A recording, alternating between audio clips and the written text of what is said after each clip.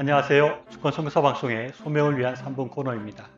마태복음 25장 말씀 보면 달란트 비유가 나옵니다. 주인이 다른 나라를 가면서 종들을 불러서 각각 5달란트, 2달란트, 1달란트를 맡기고 갑니다. 5달란트와 2달란트를 받은 종은 열심히 장사해서 다시 주인에게 5달란트와 2달란트를 더 남겨드립니다. 그런데 1달란트 받은 종은 그것을 땅에 묻어두었다가 그대로 가지고 와서 주인 앞에 드리게 되고 주인이 화가 나서 그를 책망하고 벌을 주게 된다는 내용의 비유입니다. 이 달란트 비유를 보면서 사람들은 하나님께서 나에게 주신 달란트가 무엇인가를 생각합니다. 탤런트라는 말대로 달란트 비유를 통해서 자신의 재능은 무엇이고 나는 무슨 일을 잘할 수 있는가, 하나님께서 나를 어떤 일을 잘하게 만드셨는가를 고민하고 또 그것을 따라서 직업을 선택하기도 합니다. 그래서 어떤 사람들은 자기가 운동을 잘하면 하나님께로부터 운동의 달란트를 받았다 생각하고 또 운동선수가 되기도 하고, 또 어떤 사람들은 공부를 잘하는 달란트를 받았다 생각을 해서 또 공부하는 직업을 선택하기도 합니다. 이런 해석이 전혀 잘못된 것은 아니지만 달란트를 단순히 재능이나 특기나 직업으로 해석을 하는 것은 여러 가지 문제가 생길 수 있습니다.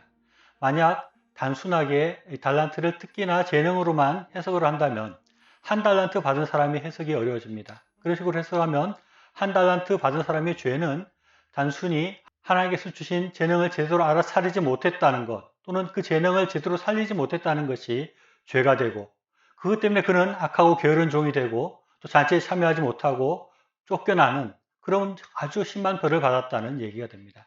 이것은 뭔가 좀 어색하고 맞지 않은 것 같습니다. 이 달란트 비유에서 그 외에 아주 중요한 요소가 한 가지 있는데, 그것이 빠지면 이 비유가 이상하게 해석될 수밖에 없습니다. 그 중요한 요소는 바로 달란트가 하나님의 것이고 하나님을 위해서 사용되어져야 된다 하는 것입니다.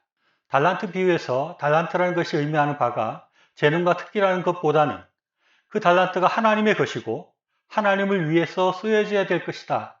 만약 그렇게 되지 않을 때 벌을 받는다는 것이 이 비유의 핵심이라고 할 수 있습니다. 이것을 놓치게 되면 비유의 해석이 엉망이 되고 적용하는 우리의 삶도 엉망이 될 수밖에 없습니다.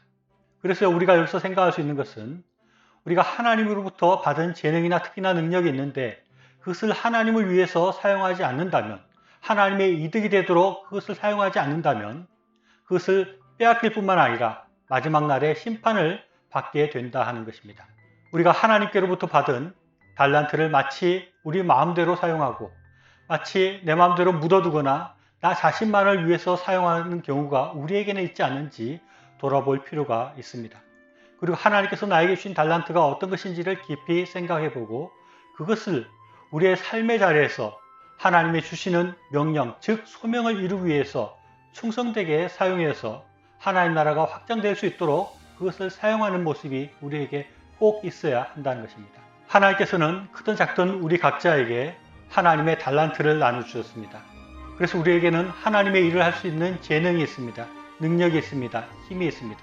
그것을 내 자신을 위해서만 아니라 하나님 나라를 위해서, 하나님께서 우리에게 주신 소명을 위해서 사용해야 하겠습니다. 그렇게 해서 하나님 나라를 이루어 가야 하겠습니다. 하나님께서 주신 달란트를 소명을 위해서 잘 사용할 수 있는 저와 여러분이 될 수 있기를 바랍니다. 들어주셔서 감사합니다.